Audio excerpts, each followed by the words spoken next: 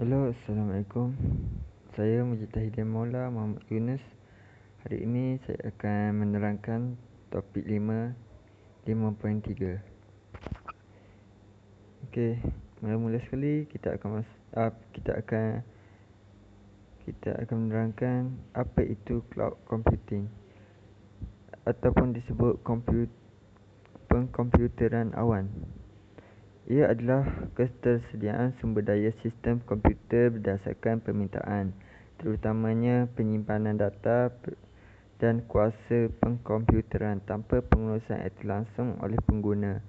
Istilah ini umumnya digunakan untuk menggambarkan pusat data yang tersedia untuk banyak pengguna melalui internet. Okey, untuk cloud service, ia ada 3, iaitu IaaS ataupun infrastruktur sebagai perkhidmatan. Ini adalah model perkhidmatan pengkomputeran yang paling biasa kerana ia menawarkan infrastruktur asas pelayaran maya, rangkaian sistem operasi dan pemacu penyimpanan data. Ini membolehkan fleksibiliti, kebolehpercayaan dan stability yang dicari oleh banyak perniagaan dengan awam, dan menghilangkan keperluan perkakasan di pejabat. Ini menjadikan idea untuk organisasi kecil dan sederhana mencari penyelesaian IT yang berjimatkan untuk menyokong pertumbuhan perniagaan. IaaS adalah perkhidmatan bayar untuk pengguna sepenuhnya dari luar dan ketersediaan sebagai infrastruktur awam, swasta atau hybrid. Yang kedua iaitu platform as a service ataupun disebut PaaS. Di sinilah penyediaan pengkomputeran awan menggunakan infrastruktur dan kerangka perisian, tetapi perniagaan dapat mengembangkan dan menjalankan aplikasi mereka sendiri. Aplikasi web dapat dibuat dengan cepat dan mudah melalui PaaS, dan perkhidmatan fleksibel dan cukup mantan untuk menyokong penyelesaian PaaS boleh diskalakan dan sesuai untuk persekitaran perniagaan di mana pelbagai pembangunan mengusahakan satu projek. Ini juga berguna untuk situasi di mana sumber daya yang ada seperti alat CRM perlu dimanfaatkan. Okey, kita pergi yang ketiga iaitu SaaS, iaitu Software as a Service. Penyelesaian pengkomputeran awan ini menggunakan perisian melalui internet kepada pelbagai perniagaan yang menggunakan melalui langganan atau model bayar per pengguna. Ini adalah alat berharga untuk CRM dan untuk aplikasi yang memerlukan banyak akses web atau mudah alih seperti perisian, pengurusan penjualan mudah alih. SaaS diuruskan dari lokasi pusat perniagaan, tidak perlu dikhawatirkan untuk keperluannya sendiri dan ia sangat sesuai untuk projek jangka pendek. Okey, sekarang ni kita pergi kepada benefit of cloud computing. Yang pertama adalah reduce IT cost. Cloud computing dapat mengurangkan kos mengurus dan menyelenggara sistem IT. Daripada membeli sistem dan peralatan yang mahal untuk perniagaan anda boleh mengurangkan kos dengan menggunakan sumber penyediaan berkhidmat pengkomputeran awam. Ia dapat mengurangkan kos operasi kerana kos peningkatan sistem, perkakasan dan perisian baru mungkin termasuk dalam kontrak dan tidak perlu lagi membayar gaji untuk kaki tangan yang pakar. Yang kedua adalah kos penggunaan tenaga dapat dikurangkan.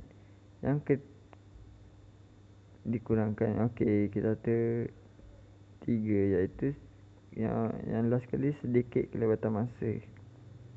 Okey, yang kedua adalah business continuity, iaitu kelangsungan perniagaan. Melindungi data dan sistem adalah bahagian penting dalam perancangan kesinambungan perniagaan. Sama ada mengalami bencana alam, kegagalan kuasa atau krisis lain, menyimpan data di cloud computing memastikan disandarkan dilindungi di lokasi yang selamat dengan dapat mengakses data kembali dengan cepat, membolehkan kita menjalankan perniagaan seperti biasa menggunakan masa dan kehilangan produktiviti. Yang kedua adalah collaboration efficiency, iaitu kecekapan bekerjasama. Kerjasama dalam persekitaran memberikan perniagaan kita kemampuan untuk berkomunikasi dan berkongsi dengan lebih mudah di luar kaedah tradisional. Sekiranya kita mengusahakan projek di pelbagai lokasi, ia boleh menggunakan cloud computing untuk memberi pekerja, kontraktor dan pihak ketiga akses ke fail yang sama. Kita juga boleh memilih model cloud computing yang memudahkan kita berkongsi rekod dengan penasihat. Ia adalah cara cepat dan selamat untuk berkongsi rekod perakaunan dengan akauntan atau penasihat kewangan. Yang last sekali adalah kelanturan amalan kerja.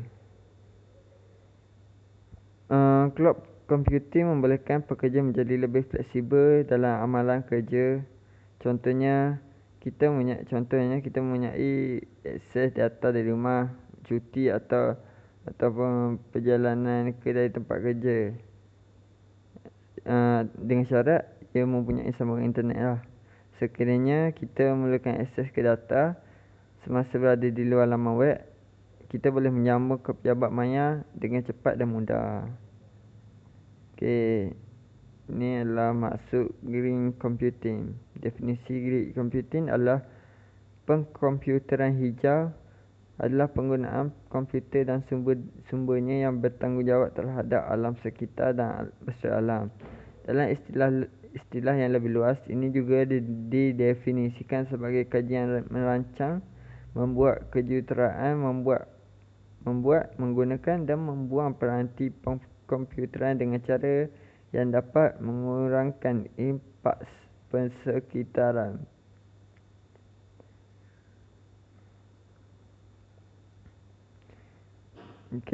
High performance power saving processor. Pemprosesan berprestasi tinggi menjimatkan kuasa. Ia merupakan litar yang mempunyai dua atau lebih teras pemproses dilampirkan untuk prestasi yang lebih baik dan mengurangkan penggunaan tenaga. Yang kedua adalah pengkomputeran autonomi. Usaha seluruh industri yang mengembangkan sistem yang dapat mengkonfigurasi, menyembuhkan apabila ia rosak dan melindungi diri daripada penceroboh luar. Ia sama perisian antivirus yang tersendiri seperti Apple atau Microsoft. Itu saja dari saya. Sekian, terima kasih.